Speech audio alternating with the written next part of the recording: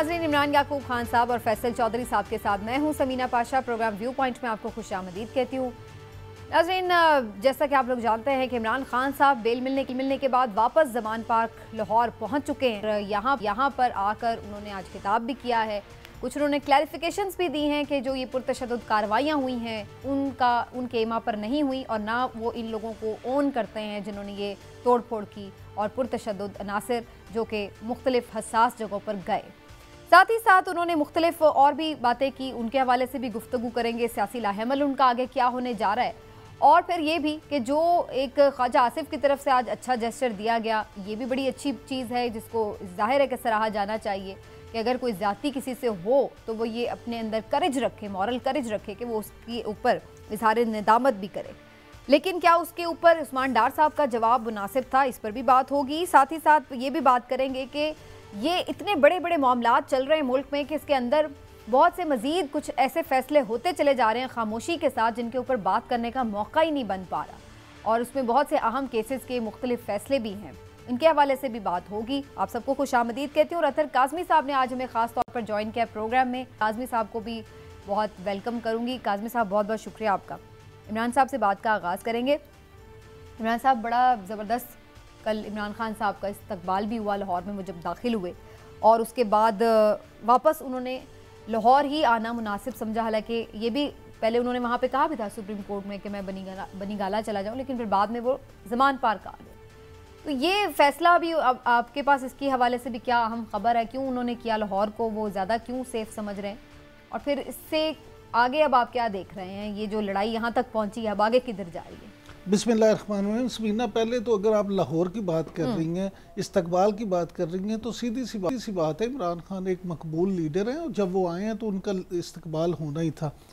दूसरी बात, हमारे वाकफान आल ने जो हमें बताया कि इमरान खान साहब ने बनी गाला का फैसला जाने का फैसला तब्दील क्यों किया, तो बनी गाला जाने का फैसला इसलिए तब्दील किया गया कि इमरान खान साहब की वहाँ से इस्लामाबाद से टेलीफोन पे गुफ्तगू हुई थी अपनी अहलिया से, बुशरा बेगम से, और बुशरा बीबी ने उन्हें यह कहा कि आप वहाँ पे ना जाएं, यहाँ लाहौर तशरीफ़ लाएं, और मैं आपके लिए दुआएं भी कर रही हूँ और आपको लिए लाहौर आना बेहतर है। इसलिए फिर अपनी बीवी से फ़ोन पे गुफ्तगू करने के बाद और उनके मशवरे के बाद उन्होंने वो इरादा अपना तर्क किया और बनी गाला जाने की बजाय उन्होंने लाहौर आने का फ़ैसला किया। तो ये जो है, इसके पीछे भी फैसले के पीछे बड़े अहम फैसले वैसे वो करते हैं अपनी बेगम से, बिल्कुल वो करते हैं, क्योंकि रूहानी तौर पे भी वो उनसे मुतासिर हैं और उनकी बातों को वो जो है वो हमेशा उन्होंने कदर की निगाह से देखा और अहमियत भी देते हैं। तो लिहाजा ये जो है फैसला, इसके पीछे भी असल में वही मामला था। इमरान साहब, आज खान साहब ने खिताब में अल-कादिर ट्रस्ट के हवाले से भी जो केस हुआ है उसके ऊपर भी क्लैरिफिकेशन दी, और उन्होंने बताया, अपना वर्जन दिया कि वो सारे पैसे जिसकी 60 अरब रुपए की बात हो रही है वो मेरे अकाउंट में थोड़ी आए, वो तो सुप्रीम कोर्ट के अकाउंट में गए हैं। और फिर उसके बारे में उन्होंने बताया कि ये जो केस है ये बाद में है जो इसके पैसे ट्रांसफ़र हुए हैं, जबकि अल-कादिर यूनिवर्सिटी तो पहले बन गई थी, उसका संगे बुनियाद पहले था। तो ये आप समझते हैं कि ये वाकई कोई कमज़ोर केस था हुकूमत का? देखें, गुजारिश ये है कि ये तो केस में जो होता है ना, वो बाद में साबित होता है कि कमज़ोर क्या और मजबूत क्या, और कानूनी तौर पे इस पे हमारे जो कानूनी माहिर हैं, हमारे एनालिस्ट हैं फैसल चौधरी साहब, वो बता सकते हैं कि कोई केस जो है कितना कमज़ोर या मजबूत है। हम तो जो हैं वो बात करते हैं सियासी पहलुओं से और उसका एनालिसिस करते हुए। देखिए, इमरान खान साहब जो हैं वो अल-कादिर ट्रस्ट के हवाले से जितनी भी उन्होंने गुफ्तगू की या की है, वो सारी बात ठीक है, लेकिन एक बात आप देखें कि उनका ये भी कहना है कि जनाब मुझे तो उन्होंने सारी जिम्मेदारी शहजाद अकबर साहब पे डाल दी है। वो शहजाद अकबर साहब जो है वो कहते हैं जी शहजाद अकबर ने मुझे कहा कि बड़ी खुफिया दस्तावेज़ है, इसको खोलें ना, मुझे तो पता ही नहीं इसमें क्या था।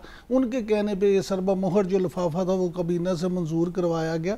तो अगर इमरान खान साहब इस तरह के वज़ीर आज़म के तौर पर फैसले करते रहे हैं कि कोई भी उनसे अपनी मर्ज़ी से लिफाफे बंद लिफाफे में जो मर्ज़ी फैसला करवा ले, तो फिर तो बड़ी अजीब सी बात है। लेकिन केसेस की बात हो रही है, एक केस में आज रिलीफ पे मिल गया, और जो गैर शरई किस्म का जो केस था उसके वो निकाह का, उसके ऊपर उसको नाकाबिल समाअत करार दे दिया गया। तो आप समझते हैं ये कोर्ट का अच्छा फैसला? आज ये देखिए, इमरान खान साहब को तो रिलीफ पे रिलीफ मिल रहा है, तो अच्छी बात है। रिलीफ अगर उन्हें मिल रहा है और अदालत ये समझती है, मैं फिर ये कहूँगा कि मैं तो इस पर फैसला करने वाला कोई नहीं हूँ कि ये सही था या गलत था, लेकिन गुजारिश देखिए मैं ये समझता हूँ कि अगर अदालत ने समझा कि काबिल समाअत नहीं है तो ठीक है, फिर फजूल अदालतों का भी वक्त ज़ाया नहीं होना चाहिए। और देखिए रियासती मशीनरी जो है बड़ा खर्च होता है। इमरान खान साहब जब अदालत में पेश होते हैं तो हमारा सरमाया जो है अवाम का पैसा वो भी ज़ाया होता है। चलिए काज़मी साहब से राय लेते हैं। इमरान साहब ने तो कहा है कि जो अदालत करती है वही ठीक है, लेकिन काज़मी साहब की राय पहले मैं जान लूँ। काज़मी साहब लाहौर आए हैं खान साहब और आज निस्बतन बड़ा एग्रेसिव खिताब भी था उनका जो मैंने सुना, और उसके साथ फिर हम ये भी देख रहे हैं कि जो अदालतों से उन्हें रिलीफ मिला है। आपके ख्याल से उनके इस कॉन्फिडेंस की और इस एग्रेशन की वजह क्या है?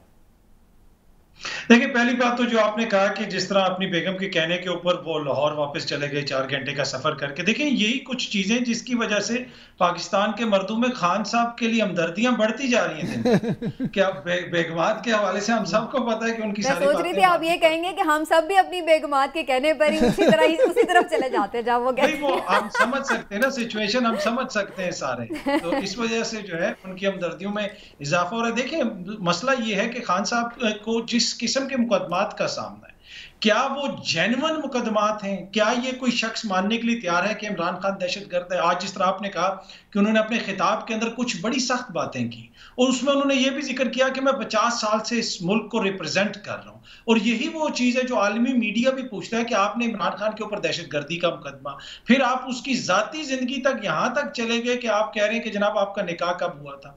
तो ये जो मुकदमात हैं, जो लोग कहते हैं ना जी उनको रिलीफ मिला है, बाकी कानूनी पहलू पे तो फैसल भाई रोशनी डालेंगे, लेकिन इनका जो सियासी पहलू है टू बी ऑनेस्ट वो तो बिल्कुल वाजे है कि एक वो शख्स, उसका आप माजी देख लें, अचानक ऐसा क्या हुआ कि जो ही वो वजारत उज़्मा से उतरा तो वो दहशतगर्द भी हो गया, वो जनाब उसके ऊपर दफा 144 के केसेस भी हो गए, उसने लोगों के ऊपर हमले करने भी शुरू कर दिए, गद्दारी टाइप के मुकदमे भी उसके ऊपर हो गए। क्या वजह आखिर? तो नजर आता है कि ये सियासी इंतकाम है, और सियासी इंतकाम सिर्फ खान साहब तक महदूद नहीं है। आप दीगर लोगों को देखें, उनके ऊपर जिस किस्म के मुकदमात हैं, इस वक्त भी आपके मुल्क के अंदर सहाफी गिरफ्तार हो रहे हैं, और या जान मकबूल साहब हैं, इमरान रियाज खान साहब हैं, आफ्ताब इकबाल साहब को उठाया गया।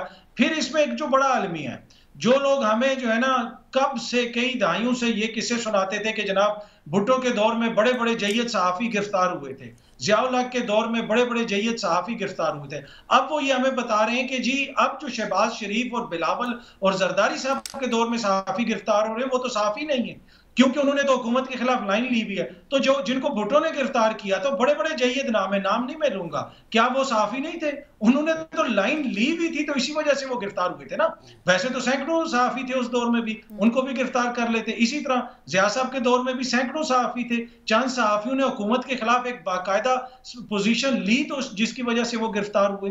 तो यही है कि इस वक्त भी कुछ लोगों ने लाइन ली भी है, जरूरी नहीं है कि आप उनके नुक्ता नजर से एग्री करें, लेकिन जमहूरियत में यही होता है कि आपको ये बर्दाश्त करना पड़ता है। लेकिन अनफॉर्चुनेटली हम देख रहे हैं कि ये अदम बर्दाश्त जो है ये दिन ब दिन इसमें हमें इजाफा ही नजर आ रहा है।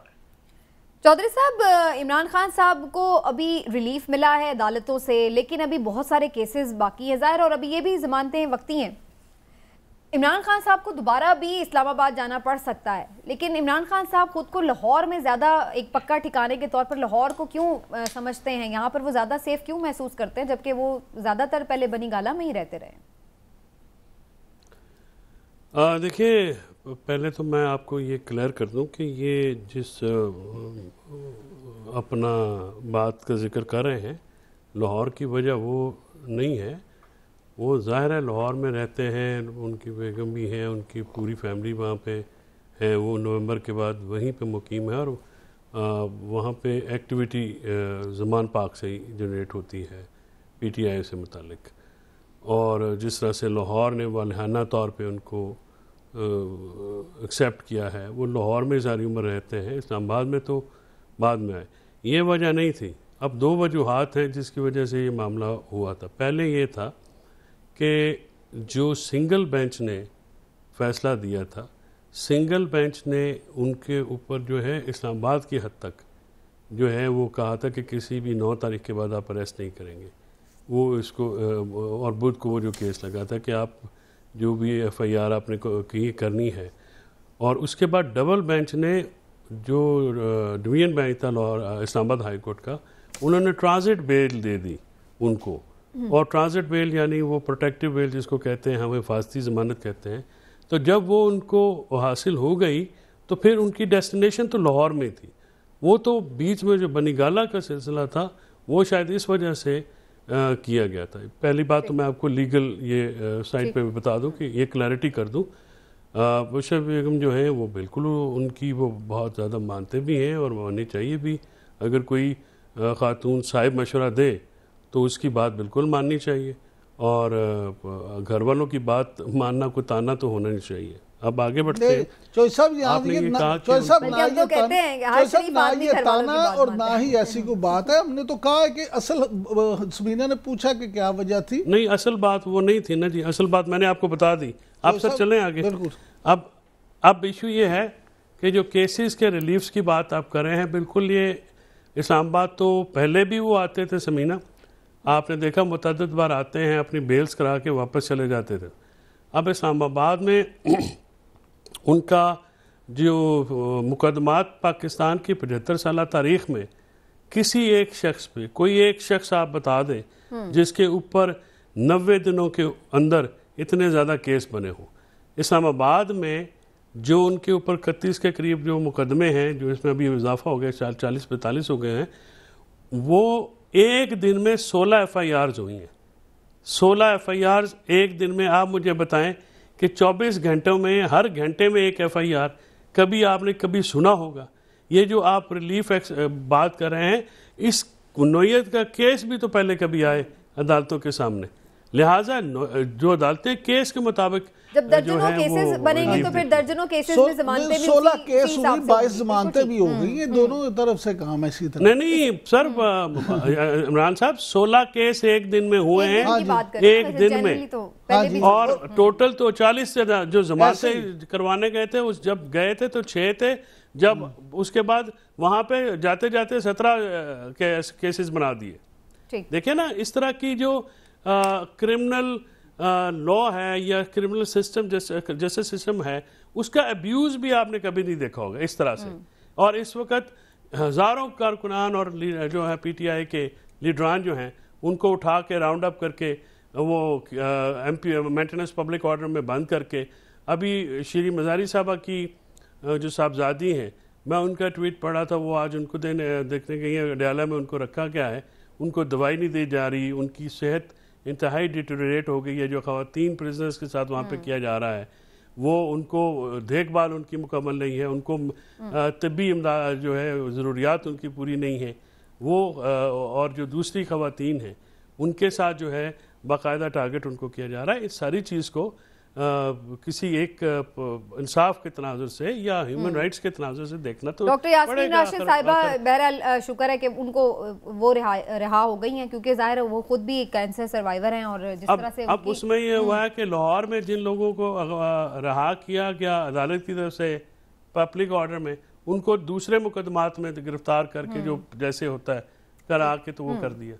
तो ऐसी जो ब्रूटैलिटी है स्टेट की तरफ से, ये कभी भी नहीं देखने की मिली। हालांकि ये लोग खुद भी शिकायत करते रहे हैं इमरान साहब अपने दौर में भी। बिलावल भुट्टो हम देखते थे, फरियाल तालपुर साहिबा की गिरफ्तारी हो या मरियम नवाज साहिबा की गिरफ्तारी पे तो बहुत ज्यादा उन्होंने वो किया था, तो फिर भी वहाँ यहाँ पे खुद जब इक़्तिदार में खान साहब सिर्फ एक जुमला आपकी इजाजत से, जिस किस्म की जबान जो मौलाना फजल रहमान इस वक्त उस बेंच के बारे में इस्तेमाल कर रहे हैं, जिसके टिकट्स आप देख रहे हैं हमारी स्क्रीन पे, ये भी तारीख में सुप्रीम कोर्ट पे इस नौयत के हमले जो हैं गुजारिश कभी नहीं हुए। और जो परसों ये प्रोग्राम बना रहे हैं, बड़ा कुछ ही नया हो रहा है सर। छोड़ दें अब ये बात, अगर हम नहीं बैठ गए ना सारा प्रोग्राम इसी में ही चला जाएगा। सब जुबान की बात ना करें, हम वो चीजें यहाँ डिस्कस भी नहीं कर सकते जो दोनों तरफ से हो रहा है। आज इमरान खान साहब ने भी जिस तरह की जुबान इस्तेमाल की है, वो भी कभी नहीं हुई और होनी भी नहीं चाहिए। बात ये इमरान खान साहब ने वैसे चोई साहब गुजारिश सुन लेना। अब गुजारिश ये है क्या वो टेलीकास्ट हुई है सर उनकी तकरीर? सर आप बात ये है कि आप को नहीं पता कि उन्होंने क्या कुछ कहा। नहीं, मैं नहीं सुन सका। चले इस प्रोग्राम के बाद आपको बता दूंगा उन्होंने क्या किया। प्रोग्राम में तो नहीं बता सकता। चलिए जी, थोड़ा सा आगे लेके चलते हैं प्रोग्राम को। यहाँ पर अब जो एक चीज है बड़ी इंपॉर्टेंट जिस पे बात हो रही है मुल्क में, वो ये कि जो 9 मई के वाक़यात हैं। ISPR की तरफ से भी उस पर प्रेस रिलीज़ आई है, हुकूमत की भी 2 दिन से 2 दर्जन किस्म की प्रेस कॉन्फ्रेंसेस भी हमने देखी हैं, और अब JIT भी बनाने की बात कर दी गई है कि जनाब इन्वेस्टिगेशन होगी। और ये कहा गया है कि ये तमाम कुछ जो यहाँ पे हुकूमती मौक़िफ़ सामने आ रहा है कि ये तमाम कुछ PTI लीडरशिप इमरान खान की इमा पर हुआ है और ये लोग इसके मंसूबा साज हैं। तो इमरान साहब, आपका इस पूरे जो 9 मई के वाक़यात, तोड़ फोड़, तशद्दुद, जिसकी सब ने मजम्मत की है, इमरान खान साहब ने आज उसके ऊपर अपना बड़ा क्लैरिटी से लाताल्लुकी का भी इजहार किया और उनका ये हमारा है ही नहीं तर्ज सियासत, उनका ये मौक़िफ़ भी आ गया। आप समझते हैं कि ये जो JIT होगी ये वाकई इस मामले की ज़बरदस्त तहकीकात करके इसको किसी तरफ लगा देगी? समीना, देखिए, मैं तो इमरान खान साहब की तरफ से बदगुमान नहीं हूँ। इमरान खान साहब ने अगर कहा है कि उनमें कोई हाथ नहीं है तो मैं यकीन कर लेता हूँ कि उनका कोई हाथ नहीं है, लेकिन फिर उनको ये भी चाहिए कि उनको डिसऑन तो करें। जिन लोगों ने ये किया है, जिनकी फुटेजेस मौजूद है, जिनकी फुटेजेस मौजूद है, तो उनको सजा तो मिलनी चाहिए। जब तक कानून जो है अपना रास्ता नहीं अपनाएगा तो फिर तो हर बंदा इसी तरह से शुरू हो जाएगा। किसी तौर भी किसी भी जत्थे को, किसी भी ग्रुप को, किसी भी जमात को इस बात की इजाज़त तो नहीं दी जा सकती कि अगर उसकी बात नहीं मानी या उसका कोई लीडर गिरफ्तार हो गया या कोई मामला, तो वो जाके इमला की जलाना शुरू कर दे, वो लोगों की जानें लेना शुरू कर दे। लेकिन ये इंतहाई गलत है कि अगर कोई बंदा उसमें इन्वॉल्व नहीं है तो उसको जानबूझ के इन्वॉल्व किया जाए। लेकिन काज़मी साहब, इमरान खान साहब ने इस खदशे का भी इजहार किया, जहाँ उन्होंने इन लोगों को डिसऑन किया है, कंडेम किया है, वहाँ उन्होंने इस खदशे का इजहार किया है कि ये तो कोई सोची समझी प्लानिंग लगती है इन लोगों को मिलाइन करने के लिए कि जनाब हम जो है किस तरीके से हमें दहशतगर्द डिक्लेयर किया जाए या हमारे ऊपर इल्ज़ाम लगाया जाए इस चीज़ का। जी देखिए, पहली बात तो ये है ना कि जिस तरह अभी यहाँ पे जिक्र हो रहा था कि इमरान खान साहब ने आज क्या बातें की हैं, टेलीविजन स्क्रीन पे हमने कहीं पे नहीं देखा। अगर आप ये देखें, इस वक्त इमरान खान पाकिस्तान के दूसरे मकबूल तरीन लीडर हैं। सबसे ज्यादा मकबूल तो इस वक्त शर्जील मेमन साहब है। वो कहीं पे भी खड़े हों तो तमाम टीवी चैनल्स, जनाब, चाहे वो रेस्टोरेंट में बैठे हों या किसी कैफे में बैठे हो, तो तमाम टीवी चैनल्स पे रोज मेरे बड़े भाई शर्जील मेमन साहब को हम देखते हैं और मुस्तफीद होते हैं। तो इससे तो बिल्कुल वाज़ेह है कि पाकिस्तान का सबसे बड़ा और मकबूल लीडर इस वक्त शर्जील मेमन है। लेकिन दूसरे नंबर पे इमरान खान भी है, तो मीडिया को थोड़ा सा सोचना चाहिए कि किस हद तक उसको दिखाना है या नहीं दिखाना। बाकी ये बात जो है, जो खान साहब ने बात की, देखिए, अगर आप ये बदकिस्मत मनाजर देखें जो इस हफ्ते हमने देखे, इसमें कोई इफ एंड बट्स नहीं होने चाहिए। ये नाकाबिले कबूल है, ये काबिले मुजम्मत है। इसकी जितनी पुरजोर मुजम्मत कीजिए कम है। ये मुल्क है तो यहाँ पे मेरी सहाफत है, खान साहब की सियासत है, किसी और की सियासत है, तो मुल्क के साथ इस तरह नहीं होना चाहिए। इस नहज पे चीजें नहीं आनी चाहिए और जो भी इसमें मुलविस हैं उनके खिलाफ कार्रवाई होनी चाहिए। दूसरी बात यह है कि अब कार्रवाई किसने करनी है? हुकूमत ने करनी है। अब हुकूमत की तरफ मैं देखता हूं तो मेरी तो यकीन कीजिए कि मेरी तो रूह कांप जाती है कि ये वो हुकूमत है जो सुप्रीम कोर्ट के सामने धरना देने की बातें कर रही। ये हुकूमत आज पाकिस्तान के नौजवानों को पैगाम दे रही है कि हम तो सुप्रीम कोर्ट का हुक्म नहीं मानते। तो फिर नौजवानों को मैं और आप बैठ के, इमरान साहब या फैसल भाई या समीना, किस तरह टीवी पे बैठ के उनको लेक्चर दें कि यार कानून के दायरे में रह के काम करो? वो कहेंगे कि तुम्हें वजीर आजम को नहीं देखा।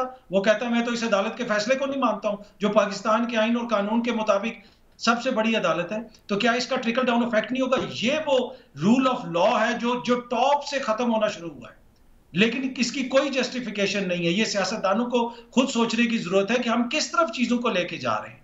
मतलब ना सिर्फ यहां तक देखें, फिर आप ये भी देख लेना कि जिस तरीके से इमरान खान को गिरफ्तार किया गया, एक डिसिप्लिन फोर्स की जानिब से इतना गैर डिसिप्लिन का मुजाहरा किया गया। क्या वो आप देख सकते हैं कि अदालत को तोड़ के इमरान खान को धक्के देते हुए वो लेके, क्या ये जरूरी था? इसके बगैर उनकी गिरफ्तारी नहीं हो सकती थी। और इमरान खान आइन और कानून से मावरा नहीं है, अपने वोटर्स के वो होल के लिए होंगे, लेकिन उनको अदालतों में जवाब देना पड़ेगा जो भी उनके ऊपर इल्जाम आते हैं। लेकिन क्या अदालतों के साथ आपने ये सलूक करना है कि जो बंदा अदालत जाता है आप अदालत पे हमला कर देते हैं? फवाद चौधरी सुप्रीम कोर्ट जाए तो आप सुप्रीम कोर्ट के बाहर नाके लगा देते हैं। मतलब खुदारा, अदालतों की थोड़ा सा तो आप एहतराम करें ना, ताकि हम कौम को ये बता सकें कि इस मुल्क में आइन और कानून है और हुकूमत भी उसके ऊपर अमल दरामद कर रही है।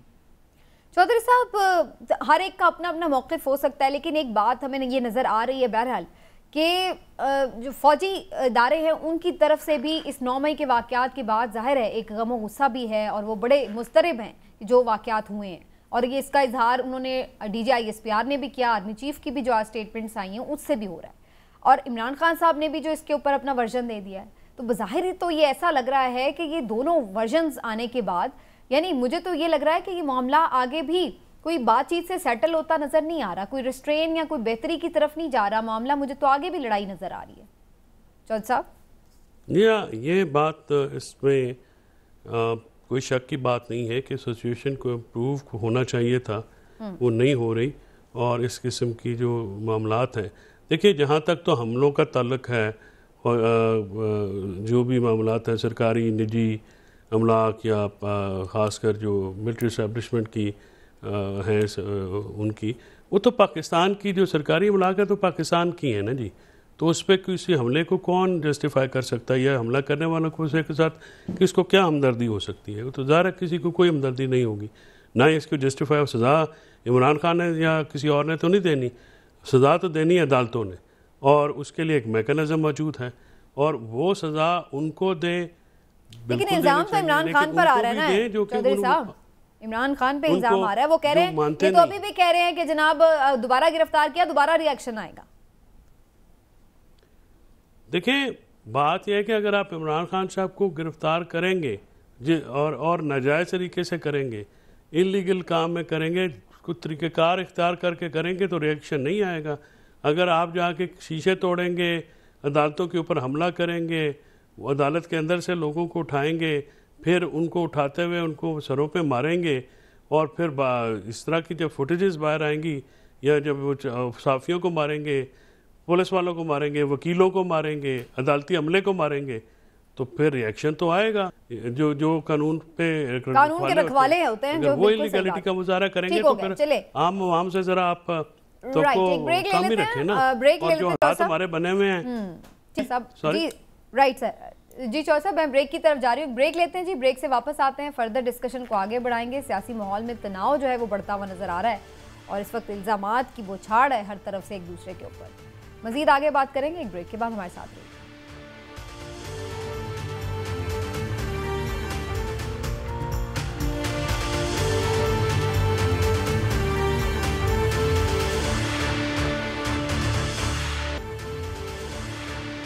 जी वेलकम बैक नाज़रीन, आगे बढ़ते हैं जी।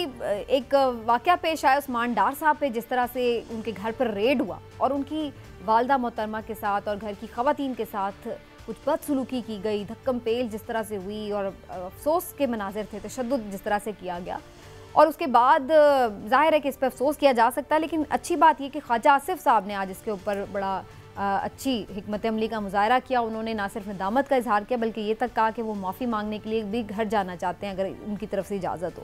लेकिन उस्मान डार साहब ने कहा है कि अब ये हर तरफ से जब लान तान हुई है तो उसके बाद अब ये इस किस्म की बातें कर रहे हैं, अदरवाइज़ तो ये ख़ुद इस सारे हमले का मंसूबा साज है बंदा। तो बहरहाल जी ये एक तलखी हमें जो सियासी नज़र आती है उसका इजहार। लेकिन इमरान साहब वैसे ख्वाजा आसिफ साहब ने जो दिया था एक जेस्चर, आप समझते हैं उस्मान डार साहब को भी उसी तरह एक गुडविल जेस्चर देना चाहिए था? समीना अगर आप सच पूछे ना तो मुझे ख्वाजा आसिफ साहब से ये उम्मीद नहीं थी कि वो इस तरह का जेस्चर देंगे या इस तरह की बात करेंगे। मैं तो समझता हूँ कि अगर उन्होंने किया है तो वाकई मैं समझता हूँ कि उन्होंने बड़ा अच्छा किया है और उन्होंने बहुत ही जो है ना आला ज़रफ़ी का मुजाहरा किया, और उस्मान डार साहब को भी चाहिए था कि वो उसका मुजाहरा उसी तरह से करते और उनकी माज़रत कबूल कर लेते। बल्कि मैं तो ये कहूँगा कि इमरान खान साहब को भी चाहिए था कि ये जो 3 दिन हुए हैं मामला, तो उस पर भी अपने जो पार्टी कारकुनों ने या मुश्तिल लोगों ने ये किया उस पर भी वो शर्मिंदगी का इजहार करते और वो भी कौम से कहते कि जी अगर मेरे को पार्टी कारकुन इसमें इन्वॉल्व हैं तो इस पर वो भी माज़रत ख्वाह हैं और आइंदा अपनी पार्टी कारकुनों से। लेकिन हमारी सियासत में ना जिस तरह से अभी मेरे भाई अतर काज़मी साहब या फैसल चौधरी साहब भी बात कर रहे थे, इतनी ज़्यादा मुनाफरत हो गई है कि कोई बंदा भी बर्दाश्त करने को तैयार ही नहीं है। अदम बर्दाश्त की तरफ सब लोग चल रहे हैं। तो ये जब तक ये चीज़ ठंडी नहीं होगी तो मुल्क की मैं समझता हूँ सियासत में कोई बेहतरी नहीं आएगी, चीज़ें मज़ीद ख़राबी की तरफ जाएंगी। अतर काज़मी साहब आप क्या इस पर कहेंगे? ये जो एक अदम बर्दाश्त है, लेकिन इसमें अब हम ख़वातीन का भी लिहाज नहीं कर रहे हैं और घरों पर हमले या ख़वातीन के साथ बदसलूकी, इस किस्म के वाक़यात अगर हम अपनी इंतकामी कार्रवाइयों में ले आएंगे तो फिर कहाँ जाके ये मामला रुकेगा? उस्मान डार साहब का ये सही है कहना कि इसमें ये इन्वॉल्व है? जी सर। देखिए, जहां तक ख्वाजा साहब के जेस्चर का ताल्लुक है ना, ये उसी तरह के एक शख्स ने अपने मुलाजिम को सुबह से रात तक अपने साथ फिराता रहा भूखा, और खुद वो सब कुछ खा रहा था। एक मकई का दाना नीचे गिरा, मुलाजिम ने उठा के खा लिया, तो वो उस शख्स कहता है कि हमारे साथ रहोगे तो याशी करोगे। ये उसी किस्म का जेस्चर है भाई। आपने किया क्या है? आपने उनके घर में जो हालत की है, आपने क्या उसके खिलाफ कोई कार्रवाई की? आपने पंजाब की हुकूमत को लिखा कि ये किसने किया, क्यों करवाया? आपको पता है कि उस दिन मुझे एक बैन अल-क़वामी न्यूज एजेंसी का टेलीफोन आया, उनके जर्नलिस्ट का, वो इसके ऊपर पूरा डॉक्यूमेंट कर रहे हैं, इंटरनेशनल एक इदारा है न्यूज का, कि पाकिस्तान के अंदर जो छापे पड़े एक साल के दौरान, और उसमें जो लीडिंग लोग हैं उनके घरों में उन छापों के दौरान क्या कुछ हुआ, क्या कुछ तोड़ा गया, किस किस्म की तोड़ फोड़ की गई। देखें, ये कोई मॉब ने जाके वहां पे नहीं किया, ये पाकिस्तान की लॉ एनफोर्समेंट एजेंसीज हैं। और वो सहाफी का, ये मैं बरतानवी सहाफी की, सफेद फार्म सहाफी है, वो मुझे ये कह रहा था कि हमें इत्तला मिल रही थी और हम समझते थे कि यार ये कैसे हो सकता है। कहते लेकिन जब हमने फुटेजेस देखना शुरू की कि पुलिस वाले सड़कों के ऊपर डंडे मार के अवाम की गाड़ियां तोड़ रहे हैं, तो ये घरों के अंदर क्या करते होंगे। तो ये ख्वाजा आसिफ साहब को अभी ये नजर आया है, उस्मान डार साहब की जो वालदा के साथ हुआ, ये नहीं, पाकिस्तान में बहुत सारे लोगों के साथ ये हो रहा है, और एक साल के दौरान ही इस तरह के वाकयात में इजाफा हुआ है। तो ये बड़ा लम्हा फिक्रिया है। अगर ख्वाजा साहब इसमें वाकई सीरियस हैं तो कल बुला लें आईजी साहब को उधर पार्लियामेंट के अंदर, इस्तेहकाक की कमेटी है ना, या पीएसी है, नूर आलम साहब के हवाले कर दें केस। वो तो कहते हैं हम जजों को बुलाएंगे, जज इधर हमारे सामने आके आए पार्लियामेंट में। अब तो पार्लियामेंट इस हद तक जो है वो मजबूत हो चुकी है, तो बुला लें आईजी पंजाब को, चीफ सेक्रेटरी पंजाब को, पूछे उनसे कि क्यों ये हुआ। तो मसला ये है कि जरदारी साहब के मुंह बोले वहां बैठे, वहां पे चीफ मिनिस्टर हैं, और ख्वाजा आसिफ साहब जो हैं वो हमदर्दियां कर रहे हैं। हमदर्दियां ना करें, आपका वहां पे सेटअप है, खुदारा उनको समझाएं कि ये मत करें, इतनी सख्ती मत लेके। और मैं एक और बात भी कहता चलूं, यहाँ पे ये माजी में भी होता रहा है। राना सनाउल्लाह साहब के ऊपर जिस किस्म का मुकदमा पाकिस्तान तहरीक इंसाफ की हुकूमत में हुआ, क्या वो जायज था? आप लोगों को भी ये सोचना चाहिए ना, और अब सब सियासतदानों को सोचना चाहिए, और इस पैटी पॉलिटिक्स से ऊपर निकलें और मुल्क के हवाले से थोड़ा सा सोचें। और सियासत का जो इस वक्त टेम्परेचर बहुत ज्यादा हाई हो चुका है, उसको काम डाउन करने की कोशिश नहीं, वो तो करेंगे, लेकिन पहले बदले तो पूरे हो जाना, पहले गिन गिन के सब बदले पूरे होंगे लेवल प्लेइंग फील्ड के, फिर उसके बाद सब बैठेंगे कि अब आगे क्या करना है। लेकिन थोड़ा सा आगे इस बात को लेके चलेंगे, जो आपने अपने पहले कमेंट में भी ये बात की थी। मैं चौधरी साहब पे इस पर कमेंट ज़रूर लूँगी। चौधरी साहब, जो सहाफ़ियों का मामला है, ये भी बड़ा तशवीशनाक है, और इमरान रियाज से मुतलिक तो ख़ास तौर पर अभी तक ये भी नहीं मालूम है कि वो हैं कहाँ पर, किस हाल में हैं और किधर गए, क्योंकि अदालत में तो ये बताया गया है कि उन्हें छोड़ दिया गया था। इस मामले को बीच में ये, चूँकि खान साहब गिरफ्तार हो गए, तो बहुत सारे पीटीआई के रहनुमाओं और सहाफ़ियों की गिरफ्तारी के ऊपर उस तरह से बात ही नहीं हो सकी, उस तरह से शोर ही नहीं मचा, ना किसी ने आवाज़ उठाई।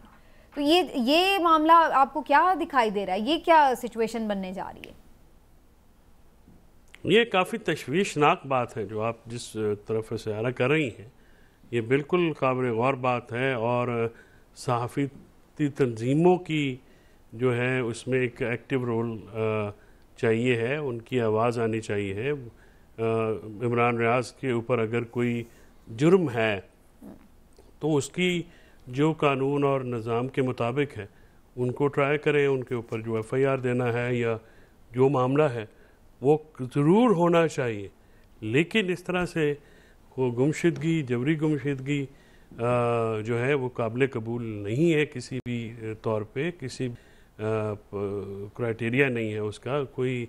इसको जो है सख्ती से अदालत को मज़ीद जो है इसको करना चाहिए। ये उनकी जान, जो सोशल मीडिया पे ख़बरें चल रही हैं कि शायद उनकी जान को शदीद ख़तरात लाहक हो गए हैं, या क्योंकि अगर कोई उनकी सेहत से मुतालिक भी कुछ आ रही है, यस, उनकी सेहत से मुतालिक भी कुछ खबरें आ रही। बहरहाल जी, अल्लाह ताला हिफाजत फरमाए। बिल्कुल, हाँ, इन स्पेकुलेशंस को ख़त्म करने के लिए ज़रूरी है कि इमरान रियाज खान साहब को जो अदारे हैं, कानूनी अदारे हैं, अदालतें हैं, प्रोड्यूस किया जाए उन्हें बिल्कुल बिफोर द कोर्ट, एजेंसीज वो देखें और उनको वहाँ पे कानून के मुताबिक ट्रीट करना ज़रूरी है। इस तरह से गुमशुदगी जो है वो बहुत तशवीशनाक बात है, और बहुत ही नहीं होनी चाहिए और बिल्कुल इस पे आवाज़ उठनी चाहिए। लेकिन इसमें जैसे मैंने कहा पहले कि इमरान खान साहब गिरफ्तार हुए तो बहुत सारी चीज़ें जो थी वो पीछे दब गई इमरान साहब, और उसी में ये 2-3 बड़े अहम फैसले भी हुए। एक तो मनी लॉन्ड्रिंग रेफरेंस में नैब ने शहबाज शरीफ साहब और हमजा शहबाज को बेगुनाह करार दे दिया। फिर सानिया मॉडल टाउन केस में साबिक आईजी पंजाब और दीगर 3 पुलिस अफसरान भी बरी हो गए। तो ये भी 2-3 जो केसेस के अहम फैसले इसमें इसी दौरान आए। ये आपको क्या नज़र आ रहा है? ये तो ऐसे लग रहा है कि जैसे क्लीन चिट मिल गई है। तो फिर मॉडल टाउन के जो शहदा थे वो क्या खुद ब खुद मर गए थे? क्या हुआ था? किस तरह उनकी जान गई? जब कोई ना हम देखते हैं वज़ीर आला कसूरवार है, ना वज़ीर दाखिला कसूरवार है, ना आईजी पंजाब कसूरवार है, ना पुलिस वाले कसूरवार है, तो फिर उन्हें किसने मारा? समीना, उन्हें मैंने मारा, आपने मारा, या फैसल चौधरी साहब या अतर कासमी साहब ने मारा? आपने बड़ी अजीब सी बात की है। मुझे आप ये बताएं कि 75 साल में कभी आपने देखा है किसी वजीर को, किसी वजीर आला को, किसी वजीर आजम को, किसी गवर्नर को इस तरह के काम पे सजा मिली हो? पहली दफ़ा तो नहीं मॉब में हलाकतें हुई। वो जो लोग मरे, जिनके बच्चे थे वो बेचारे मर गए, जिनका वालिद था, जिनकी बीवी थी, जिनकी माँ थी, उनके घर उजड़ के, बाकी तो किसी को कोई फ़र्क नहीं पड़ा। और उन्होंने बड़ी होना था। मैं तो समझता हूँ कि मॉडल टाउन सानेहा था जो, उसके लोग बड़े अरसे के बाद ये बड़ी हुए, इन्हें बहुत पहले बड़ी हो जाना चाहिए था, क्योंकि उस तरह से इस्तगासा था, ना केस था, ना चीज़ें थी, उस तरह से सबूत ही नहीं थे। हम अदालतों पे जब बात करते हैं तो एक बात को आप जहन में रखें कि अदालत ने जब फैसला करना होता है तो उसने तो उन दस्तावेज़ात, उन सबूतों, शवाहिद की बिना पे करना होता है जो उसके सामने पेश किए जाते हैं। तो जब वो चीजें नहीं होगी तो अदालत तो बड़ी करेगी। रिपोर्ट आई थी जिसमें बड़ा वाज़े तौर पर इशारे भी दिए गए थे और बड़ी चीजें उसमें खुल के सामने आई थी, लेकिन बाद में वो कहीं सीली हो गई, रिपोर्ट दोबारा आई कोई नहीं। एक कमीशन रिपोर्ट ऐसी थी, तो कई ऐसी रिपोर्ट्स भी थी जिनमें उन्हें बेगुनाह करार दे दिया था, JIT ने उन्हें बेगुनाह किया। तो ये सारी चीज़ें ऐसी हैं जैसे कि जिसकी मर्जी की जो रिपोर्ट होती है, टीम बनती है, उस अपनी मर्जी की रिपोर्ट आ जाती है। जी काज़मी साहब, इन केसेस के ऊपर जो फैसले आ रहे हैं इस पर आपके क्या कमेंट्स हैं? ये क्या कोई लूट सेल लगी हुई है इस वक्त बरियत की हुकूमती अहदेदारों के लिए? देखिए, एक तो इसमें इशू ये है कि अगर आप नैब से शुरू करें तो नैब के तो कानून में तब्दीली कर देगी। अब जिस भी अदालत से फैसला आया है वो आइन और कानून के मुताबिक होगा। अगर उसमें कोई हुक्म है तो मजीद अदालती फोरम्स मौजूद है। जिस तरह इमरान साहब भी अभी फरमा रहे थे, मैं एग्री करता हूँ। देखिए, अदालतों के सामने जो शाहिद होंगे, अब जो एजेंसीज इस वक्त वजीर आजम साहब के मातहत हैं, वो लोग जो कहते थे कि जनाब बिल्कुल ये क्लोज एंड शट केस है, वही FIA के दोस्त, वो सब कुछ आपको बताते रहे और पूरी तहकीकात मुकम्मल थी, लेकिन जो ही हालात बदले उन्होंने प्रोसिक्यूटर भी चेंज कर दिया। उन्होंने कहा जनाब अपने केस भी वापस लेना चाहते हैं, इसमें तो कोई चीज ही नहीं है। तो जब ये अदालतों के सामने आप कुछ रखेंगे नहीं तो फिर अदालतों ने तो यही फैसले देने। तो मेरे ख्याल में हुकूमत अपना असर और रसूख इस्तेमाल करके इस वक्त अपने आप को क्लीन चिट दे रही है। ये जो एक हुकूमत ली थी साल एक भर की इन दोस्तों ने, वो कोई पाकिस्तान के लिए नहीं ली थी, अपने आप को रिलीफ देने के लिए ली थी। जो बार बार कुछ दोस्त कहते हैं कि जी वो इंतखाबात की डेट हो गई थी और वो 25 मई को ऐलान हो जाना था, खान साहब लेके आगे थे। ये मैं आपको इंफॉर्मेशन की बुनियाद पे बता रहा हूं कि कुछ भी ऐसा नहीं होना था। ये हुकूमत ली इसलिए गई थी कि हमने अपने आप को हमेशा के लिए उससे मशीन से गुजारना है, अपने आप को लॉन्डर करना है, धोना है, तमाम मुकदमात में अपने आप को निजात दिलवानी है मुकदमात से। तो ये उसी का एक तसलसल है और वही कुछ हो रहा है। जब तक ये तमाम चीजें हो नहीं जाएंगी और इसका जो क्लाइमेक्स है, इसकी जो पीक है आखिर में, वो है जनाब मियां साहब को रिलीफ, और वहां पे आके इस वक्त जो है गेम फंसी हुई है। बहुत बहुत शुक्रिया अतर काज़मी साहब, थैंक यू सो मच, आप हमारे साथ मौजूद रहे आज के प्रोग्राम में। एक ब्रेक लेने, ब्रेक से वापस आते हैं तो कुछ बात करते हैं कि जनाब हुकूमत अपनी खींचा तानी में और जो भी वो बेहतर समझती है उसमें जो फैसले करती है उसमें गरीब आदमी के लिए किस कदर वो तबाहकुन साबित होते हैं, और बाकी भी जनरली भी लोगों के लिए, सिर्फ गरीब आदमी नहीं, उसके लिए भी किस तरह से तबाहकुन होते हैं। इसकी एक मिसाल हमने अभी ये देखी है कि जिस तरह से इंटरनेट सर्विसेज को बंद किया गया है और उसके बाद कितना माली नुकसान हुआ है। इसके ऊपर एक तफसीली गुफ्तगू करते हैं ब्रेक के बाद हमारे साथ।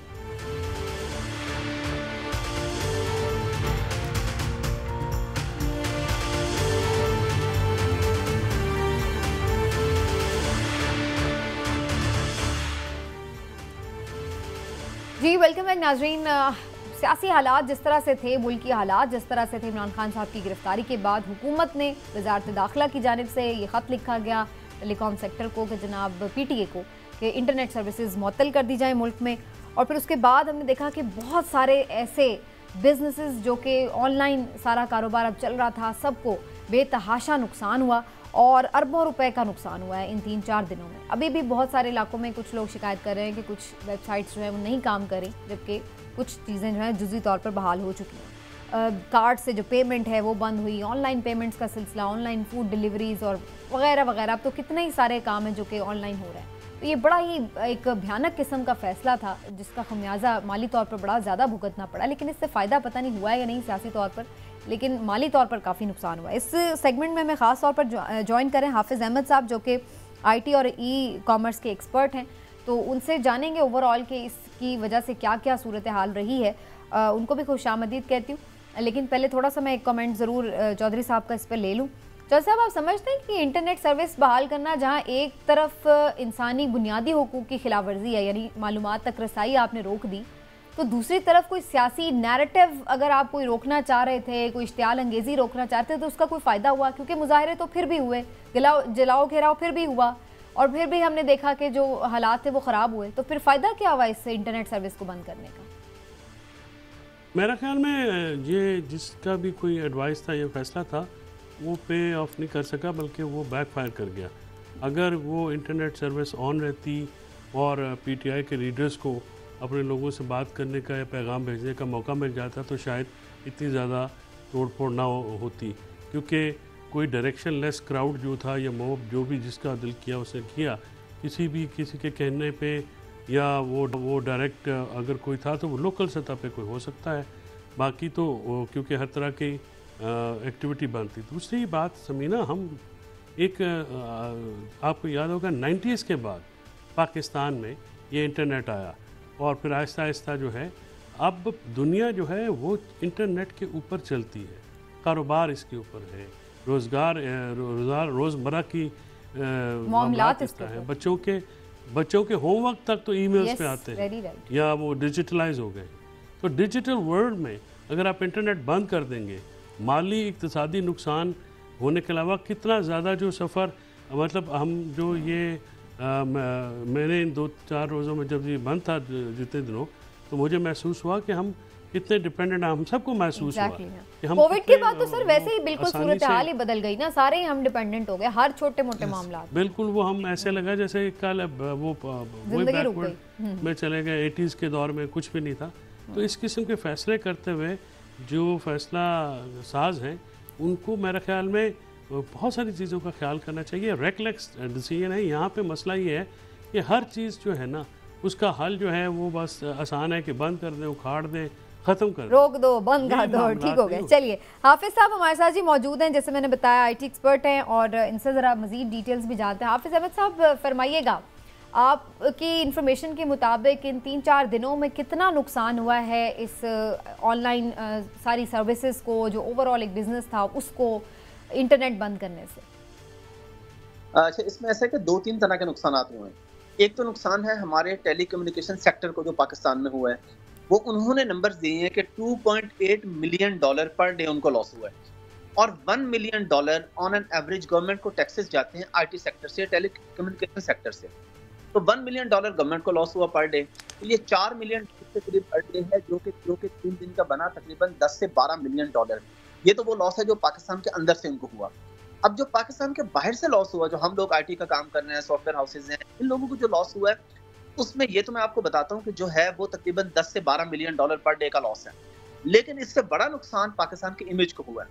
फाइवर जो दुनिया की एक बड़ी वेबसाइट है फ्रीलांसिंग के लिए, उन्होंने एक ऑफिशियल नोटिफिकेशन दे दिया था हर पाकिस्तानी की प्रोफाइल के नीचे इंग्लिश में।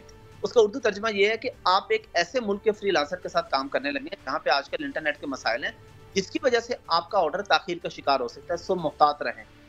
इस इमेज का जो लॉस हुआ है ये कैसे होगा?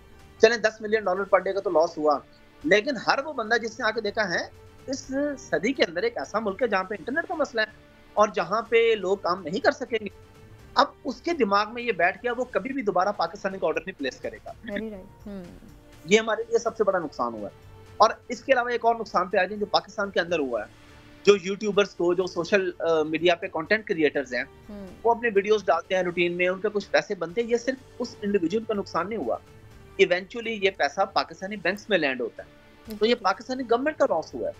और सबसे बड़ा लॉस जिसका अजाला हो ही नहीं सकता वो हुआ है उस फूड डिलीवरी करने वाले राइडर का और उस बाइक चलाने वाले का, जो रोजाना रात का खर्चा आपको लेके जाता है।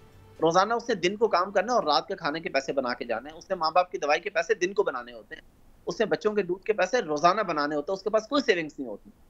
उसका नुकसान आप कैसे पूरा करेंगे? उसको आप ये बात कैसे समझाएंगे कि मुल्क में ये मसला था, ये मसला था, ये हो गया था? ये सारे चौंचले अमीरों के हैं। गरीब को इस बात की समझ नहीं आती कि मुल्क क्या होता है और मुल्क के मसाइल क्या होते हैं। उसको अपने खाने से कर्ज है और अपने घर की, अपने माँ बाप की दवाई से कर्ज है।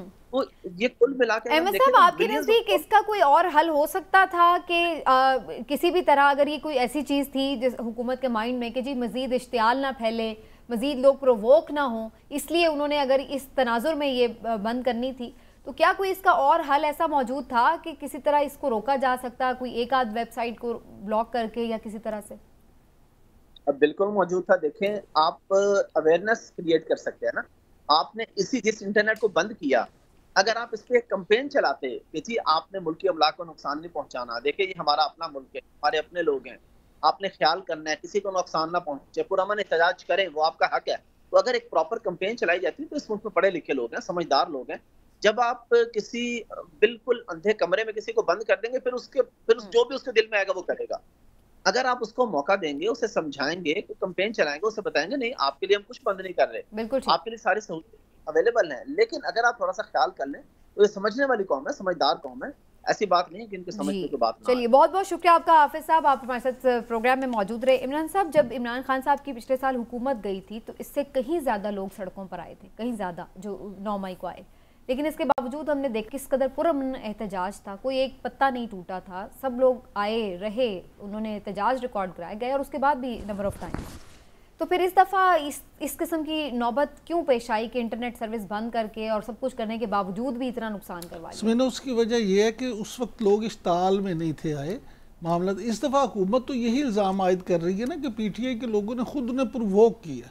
मैं इस बहस में नहीं पढ़ना चाहता कि क्या हुआ, लेकिन बात क्योंकि इंटरनेट की हो रही है तो ये बड़ा आसान एक काम था कि हुकूमत अगर यूट्यूब से, फेसबुक से, ट्विटर से, उन इदारों से रजू कर लेती और उनसे, वो देखिए बड़ी डिजिटल दुनिया है, अब फिल्टर लग जाते हैं फ़ौरन। जिस तरह की अगर कोई वीडियो हो जिसको वो बैन कर दें, अगर वो कोई अपलोड करता है तो फ़ौरन वो ना सिर्फ ये कि वीडियो डिलीट हो जाती है बल्कि वो अकाउंट भी जो हैं वो उनको भी सस्पेंड कर देते हैं। तो ये उनसे मिलके एक ऐसा हल भी तलाश किया जा सकता था जिससे हुकूमत अरबों रुपए के नुकसान से भी बच जाती और लोगों का जो है माली नुकसान के अलावा जो ज़हनी तौर पे लोगों को परेशानी हुई है, जो बच्चों की पेपर जो हैं वो नहीं कई लोगों की हो सके, कई लोगों को और जो तकलीफ पहुंची है, उन सारी चीज़ों का अजाला हो सकता था। लेकिन मेरा ख्याल है कि सबसे आसान हल उन्हें ये लगा कि बंद कर दिया जाए, कोई बात नहीं, अगर नहीं होता तो ना हो। आप यकीन करें कि बहुत सारे लोग ऐसे हैं जिनके काम इस वजह से रुके कि वो पेमेंट नहीं कर सके और लोगों को सप्लाई नहीं मिली। इसी तरह से बहुत सारे लोग हैं जो, जैसे इन्होंने कहा हाफिज साहब ने, कि जो डिलीवरी बॉयज़ हैं उन बेचारों ने तो एक दिन में ही कमाना होता है। उसके अलावा क्रेडिट कार्ड नहीं लोगों के चले। मैंने खुद एक पेमेंट करना थी, मैंने क्रेडिट कार्ड से 2 दफ़ा वो किया, लेकिन वो मुझे मैसेज नहीं आया, क्रेडिट कार्ड जो है उस तरह से नहीं हुआ। अब अगर मेरा वो काम भी नहीं हुआ, कल को बैंक मुझे लगा के भेज दे तो उसका कौन जिम्मेदार हो? बिल्कुल ठीक है। तो इस वक्त हम ये कह सकते हैं सेफली, सब इस बात पर मुत्तफिक हैं कि ये एक गलत फैसला था हुकूमत वक्त का और इससे सिर्फ नुकसान हुआ। और कल कैबिनेट में भी इमरान साहब इसके ऊपर बहुत सारे लोगों की यही राय आई सामने कि ये ठीक नहीं है, इंटरनेट को फौरी बहाल किया जाना चाहिए। और इस पर बैन अवी तौर पर भी मुख्तलिफ ममालिक ने भी इजहार तशवीश किया है कि ये कौन सा दौर है कि जहाँ पर आप इस तरह से अपने अवाम को इंफॉर्मेशन की रसाई से जो है वो दूर कर दें। बहरहाल जी, आज के प्रोग्राम को यहीं पे समेटते नाज़रीन, कल फिर इंशाल्लाह आपसे मुलाकात होगी। अपना ख्याल रखिए, अल्लाह हाफ़िज़।